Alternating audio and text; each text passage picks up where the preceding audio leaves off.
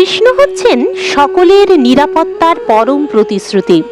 কিন্তু তিনি যখন দেখলেন যে তার বন্ধুরা সেই মহা সর্পের উদরে প্রবেশ করেছে, তখন ক্ষণকালের জন্য তিনি বিমর্ষ হয়ে পড়লেন।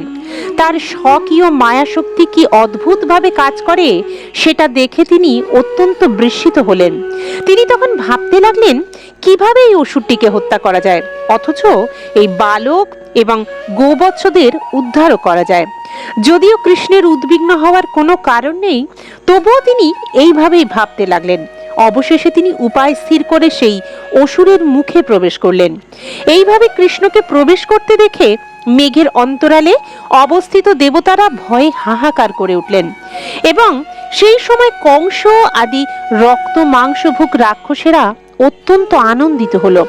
অসুরটি যখন কৃষ্ণ এবং তার সাথীদের পিষে ফেলবার চেষ্টা করছিল, কৃষ্ণ তখন দেবতাদের হাহাকার শুনতে পেলেন এবং তিনি তৎক্ষণাৎ সেই অসুরের গলদেশে নিজেকে বর্ধিত করতে লাগলেন। যদিও সেই অসুরটি একটি বিরাট শরীর ধারণ করেছিল, কিন্তু তবুও কৃষ্ণের বর্ধিত হওয়ার ফলে তার কণ্ঠ রুদ্ধ হয়ে শ্বাস বন্ধ হয়ে গেল এবং চোখ দুটো ঠিকরে বেরিয়ে পড়ল।